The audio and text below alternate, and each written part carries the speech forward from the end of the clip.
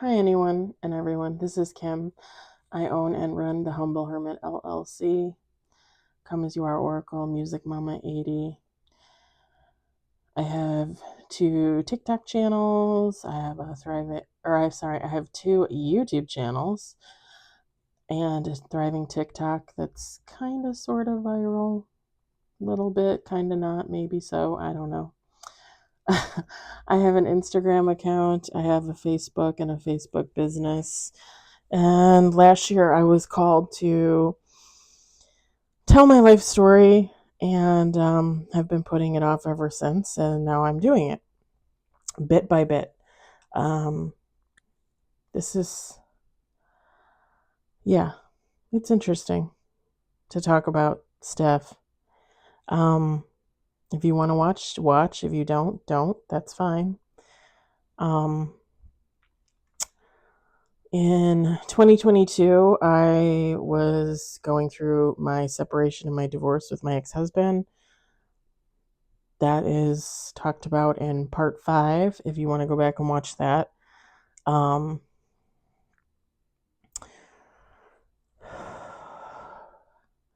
and while I was going through that, I was also um, being emotionally, mentally, verbally, and sexually abused by my best girlfriend of 30 plus years.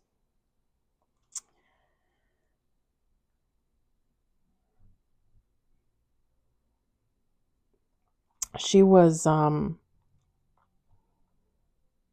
like my sister, you know? I know it's kind of strange, but she was a month. Forgive me if I say was. She is still alive as far as I know, but I refer to her a lot in the past tense, just an FYI. Um, she's probably like a month and a half older than me, but I always thought of her as my little sister. I don't know why. Um, yeah, in 2022, I kind of got back in touch with her again after COVID when COVID hit at the beginning of 2020. Sorry. Um, or not sorry. Um, she didn't want to have a lot of visitors, only because she has immunodeficiency type issues. Um,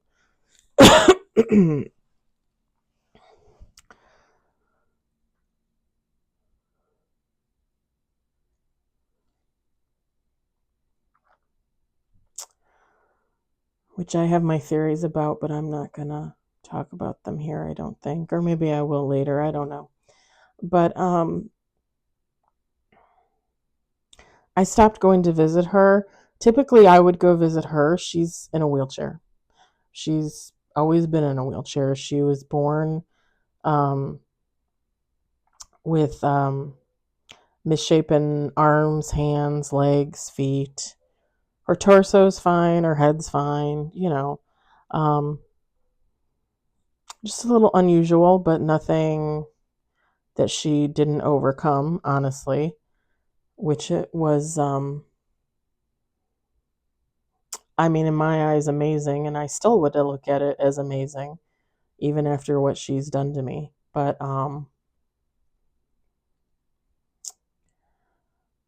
yeah, I would go visit her typically. It's just easier that way with her wheelchair and whatnot. If she wanted to come visit me at my house, like I would have to have a ramp and all that jazz. Um, I mean, she could have if she wanted to. I think she has like a fold away ramp in her van, but it's just always easier to go over there. And it kind of got me away from the ex husband and the cats and my daily life. But we were always busy, like she was doing her own thing, and and I was working like constantly, especially at that time. When COVID started, it got even crazier since I work for, a medical supply. But and kind of lucky in that usually I could go over there and visit her whenever I wanted. She was home. She had had a job before in the banking industry for years and then technically retired and got on disability. And sorry, squirrel. I get distracted easy. Um, lived off of that and stayed at home. I was told due to her health. Oh, there's a kitty out there. Sorry, again, I get distracted. Um, so yeah, 22, 2022 comes around and things are getting a little bit better. And I'm like, hey, do you want me to visit? So I start visiting her. And that is when I tell her that I'm thinking about separating and divorcing the husband. And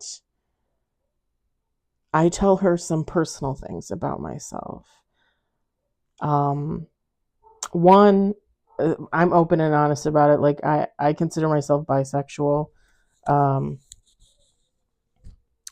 at that point, I had never had any like sexual contact with a woman, but I've always been attracted to women. Had crushes on women, was in love with women, um, and the same with men.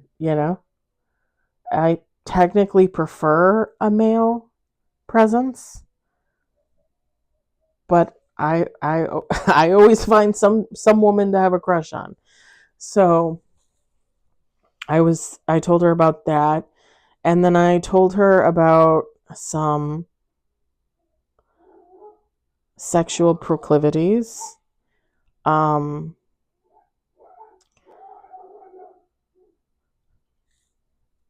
uh-oh, kitty just ran away. Um, just that I tend to be submissive in the boudoir. A lot of people, a lot of people are like that. A lot of women are like that. Whatever, not a big deal as far as I'm concerned. You know what I mean? Like to me, it's not really. I mean, it is what it is. Um, I told her all this probably like in maybe like March, April of 2022, and didn't really think anything of it. Now when I look back, um, just some like weird behavior that like I wouldn't really expect from a best friend of 30 years and someone that I thought of as a sister. Um, just some very like jealous behavior on her part. Um, like asking me questions about sex and then when I give my answer feeling the need to like one up me like, "Oh, I'm better at that." Like blah blah blah, and it's like who cares? Like nobody cares. Like I don't care. Like I don't need to hear that. I don't need to hear that. Um she got really it's funny because when I look back, like she got really excited when I told her that I considered myself bisexual and that I liked women. She got really excited about that. Again, I have my theories. But in June, my birthday is June 8th, and my birthday has always been a little rocky for me because as a child, like, I didn't always have the best birthdays, and um, as an adult, I usually celebrate them myself. And when I was married to the ex husband, I was always trying to get him to take my birthdays off and spend them with me. And I mentioned that in part five. I forgot to mention that usually the reason why I was trying to get him to spend my birthdays with me was because he always spent his birthday with his son from his first marriage because his ex wife would not let him spend his son's birthday with him. But she would let him come over for my ex husband's birthday. I think she did that stuff on purpose. Whatever. It's under the bridge. The kid's an adult now. We've been divorced almost 2 years now, so it is what it is. But I asked him to spend my birthday with me. Oh, I can't get time. I don't have time. Okay. All right. And at this point, like, I already pretty much knew, like, I was done. I was out the door. Like, I knew months before that I was no longer in love with him, completely disinterested in the relationship, and I wanted out. And I admitted all of that to him later. Um, and obviously, one of the reasons why I have deep regret over the relationship is I always felt like I couldn't talk or be honest with him. And maybe he wouldn't have wanted me to, but I still should have been honest with him. Don't get me wrong, when I felt like I needed things or I wanted things, and I would ask him, I would say, "Hey, can we do this? Can I get this? Can we blah blah blah blah blah." And half the time it was like an inconvenience. Or it was like, "Yeah, sure," and then it never happened. So, another reason for the divorce. But my birthday came around, and I cannot for the life of me remember if I was there on my birthday or if I was there the day before my birthday. I really honestly cannot remember, but I do remember telling her, like, "Hey, I'm going to come hang out with you. Like, is that okay?" Because I took a couple days off from work. And she's like, "Yeah, come hang out. Like, come hang out. Let's hang out." And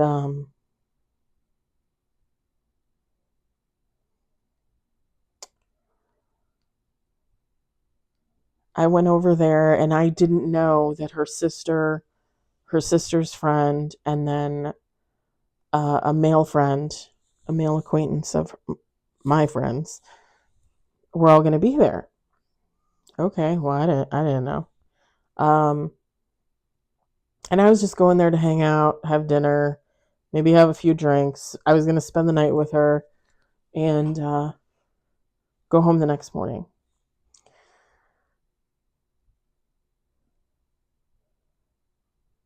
Everybody came. Everybody decided they wanted Mexican. Her male friend went and got us Mexican. Um, he was a real sweetheart. He asked my friend what I wanted for my birthday, and he was at the gas station or something, and it was like York peppermint patties. I was going through this York peppermint patty phase, and he brought me a couple of York peppermint patties, which I ate like right on the spot. But before they all got there, we got a little tipsy, a little more than tipsy, and I'm no angel, kids. I'm no angel. I had tried to get some X. If you know what that is, if you don't know what that is, look it up. It's slang for a drug in the 90s, which I never partook of when I was in high school like everybody else, because I was the nerd in high school. And I'm probably still the nerd, which I'm just fine with. Um, I couldn't get it. A friend of mine actually got me something else, and it whatever it was nothing. It didn't do anything. Um, I would have been better off having a gummy. And my friend's like, "Oh, I got us something," and she did, and she had three pills or four. She had three pills, I think. She took one and I took one. Well, like an hour and a half later, I'm like, "I don't feel nothing." And she's like, "Really?" Because I feel something. I'm like, "I don't feel anything." So she's like, "Take the other one." I took the other one. The fact that I was drunk and then I took two of these pills.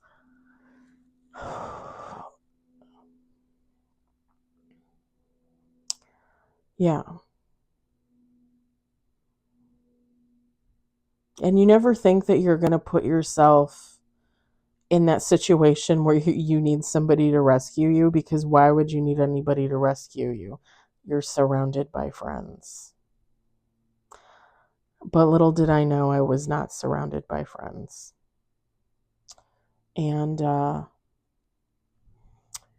when her male friend went to go get tacos for dinner, and her sister and her sister's friend were outside in the living room, my friend said she needed to go to the bathroom, and she obviously needs help doing that. And I had been doing that for many, many years, taking her to the bathroom for number one and number two.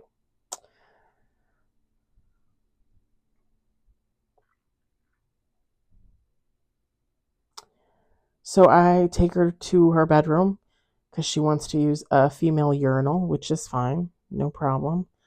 But we get in there and I take off her pants and stuff, and we're giggling and we're talking and whatever. And all of a sudden, like, she said something to me, and I was like, oh, like, we both got emotional. And then I remember, like, reaching down to, like, kiss her on her cheek, or thinking I was going to kiss her on her cheek. And she turned a little bit, and we ended up kissing, and then we ended up kissing. And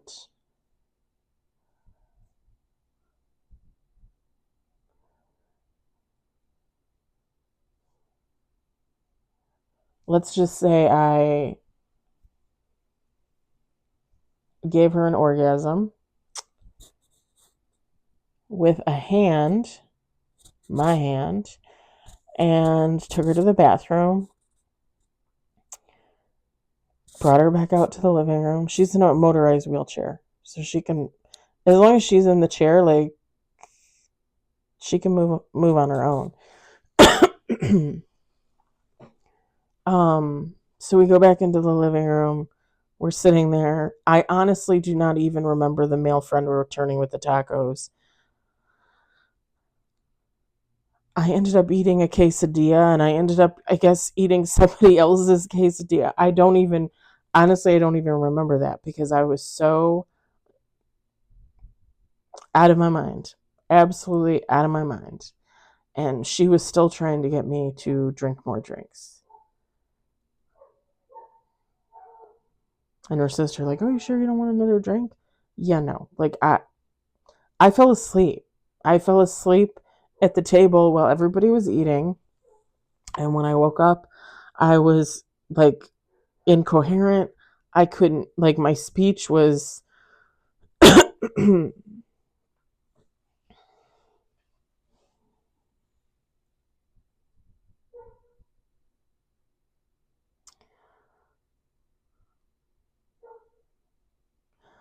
I don't know facts, because all I know is that she gave me what she gave me, and I don't know what it was. But the only thing I could think of is that it wasn't what she said it was, and it was some type of roofie, some type of date rape drug.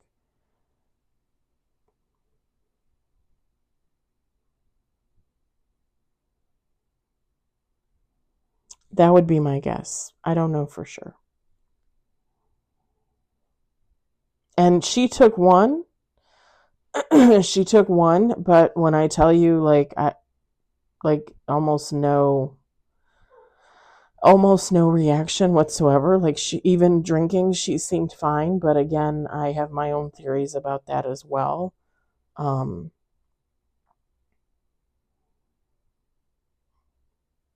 I mean, I believe she's an alcoholic. Um and I believe she has a high tolerance. I also believe she probably takes drugs whenever the hell she wants. Um so she'd probably have a high tolerance for that too, whereas I do not. Her male friend ended up leaving, and I was so out of it. Her sister had to put her to bed. And whenever I would spend the night at my friend's house, I usually spent the night in bed with her. Usually. There was only like one or two times where I actually slept on the sofa. Um, I always spent the night with her in her bed, and it never really seemed like a big deal. Um, and that night was no exception. I spent the night with her in her bed. I remember I was completely out of it. The only thing that I remember for sure was that um, we were talking about breasts, and I had made a comment for her sister's friend to show us her breasts because she had made a comment about like they're uneven or they're ugly or something like that. Well, she ended up showing them, and I was like, "Oh no, they're fine." And then I'm pretty sure I passed out. That is really all I remember of that night. Like there is not a lot that I remember. And the next morning, when I say I got up really early, I got up really early to leave. Like 4 a.m., 5 a.m., somewhere in there. I got up and I got the heck out of there. I don't even think she was awake. And honestly, like all of the other rapes and assaults beforehand, I put it out of my mind and didn't think about it for a while. And I think I saw her one other time, like that summer. I went over there and hung out, and I think I spent the night, and nothing happened. And I drank a little bit, no drugs, but I drank a little bit, and nothing happened. And oh, I should tell you that the next morning, like morning, afternoon, I texted her and I said, okay, last night was a little crazy. And I said to her, I said, I love you, but I don't love you like that. Like, I'm not interested in you sexually. Like, that's not something I would normally do. I said, I don't want to offend you. I don't want you to feel bad or anything like that. I said, but that is not something I would normally do. Like, you are my best friend. You are my sister. That is the compartment you belong in. Like, you are the love of my life, but as my family, right? She made some non-committal, like, like, oh, okay, yeah, whatever kind of comments. Like, she didn't really say anything. So again, I saw her like one other time that summer, and then I was invited to her sister's for Labor Day. She always does this thing for Labor Day where her and her husband and my friend um like camp out in their camper, and they invite friends over and say, hey, like, if you want to pitch a tent in the yard, come hang out for the weekend. So we're talking like Friday, Saturday, Sunday, Monday for Labor Day. Well, I ended up going up there Saturday after work. I worked some overtime on Saturday, and then I drove up there like an hour or like half an hour, 40 minutes away from me. Not a big deal. I had this huge tent that the ex-husband and I never used, a big blow-up bed that we never used. Here we go. Awesome. I'm going to use it. So I go up there, and her sister and her sister's husband, they helped me set up the tent, and I set up the bed, and I brought snacks and I brought booze and stuff. But like maybe like after being there like 3 hours, maybe something like that, my friend said, hey, can you take me to the bathroom? And I'm like, yeah, sure, no problem. I go to take her to the bathroom. And what happens? So we have a sexual encounter. Um, I don't really know what I'm allowed to talk about on here. I don't really care. I'll be like open and honest. But I have pierced nipples, and she was interested in my nipples, and she wanted to see them, and then she wanted to suck on one of them. And after saying no about 3 times, I gave in.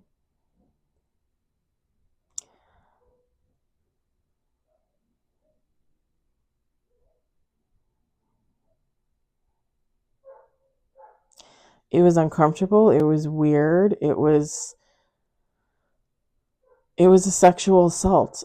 You know, when you have a sexual encounter with your friend and the next day you tell them, I'm sorry, I'm not interested in you like that, you would think that your best friend of 30 years would not try and pursue that. And yet she did. And afterwards, she asked me if I liked it. And I said, no, not really. And she's like, she got all mad and offended because I didn't like it. Again, I already brought up this conversation after the first time, like, not interested whatsoever. So the rest of the weekend, she was very off in that regard. And she kept wanting me to take her to the bathroom. And at one point, I made the joke, well, I only take you to the bathroom once a day. She did not like that either. Um, the second day that we were there, the Sunday, a bunch of people showed up, other people that were invited. Okay. And one of them was a man that was a friend of her sister's. And never in my life have I ever.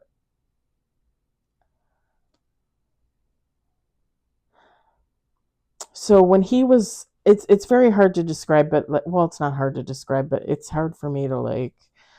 Her sister had like a double lot, and it was on a corner, and the house was like on the second lot, but the corner lot, it was almost like an empty lot, but it was their yard. Like the whole thing was their yard. And that's where we had like our tents set up. Well, this male friend came and he was like walking up to the party, and it's like early evening ish, like 3, 4 o'clock, something like that, on the Sunday. Because it's still light out. There are a bunch of people there. We all had our chairs gathered around like the camper, the motorhome, and we had put out tables because we were going to put out snacks and food and stuff. Someone was getting the fire pit going. My friend's sister's husband was going to do the projection for the movie with his friend. So this guy walks up and I hear my friend's sister shout something, and this guy responds and it's like, oh, you're here, or something like that. And I turn and I look, and then I look back to my friend who's sitting in her chair, and I was standing up to get something. And then I did a double, like a fast, like double take. And the funny thing is I don't even know how, I don't even, I've never done a double take looking at a person. I've never been as attracted to a person as I was to this man. And I never felt such a pull, like an energetic pull to a person as I did to this man. And when I tell you that when I looked at him the first time and looked at him the second time, I didn't even see him. It was like, and you could say it was a glare or whatever, but I mean, I had sunglasses. He was just light. He was just light. Like I hadn't even seen his face. I heard his voice. I hadn't seen his face.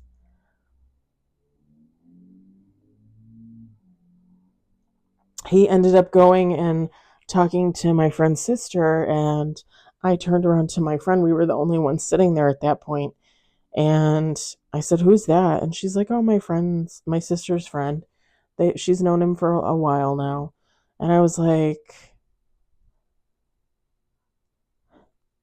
I said, he's really cute, even though I hadn't seen him. Like I was blinded by some kind of light. Like when I looked, all I saw was light, like white light. And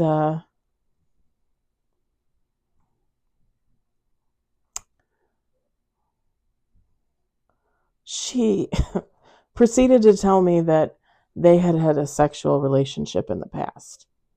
And I was like, oh, okay. And she's like, if you're interested, you should talk to him. And I looked at her and I'm like, no, absolutely not. Now, there had been an issue with her and I in the past with another man, which was the man that was at my birthday party at her home, the one who bought me the peppermint patties, the one man that I absolutely adore and always have and always will. Just a really nice, sweet guy.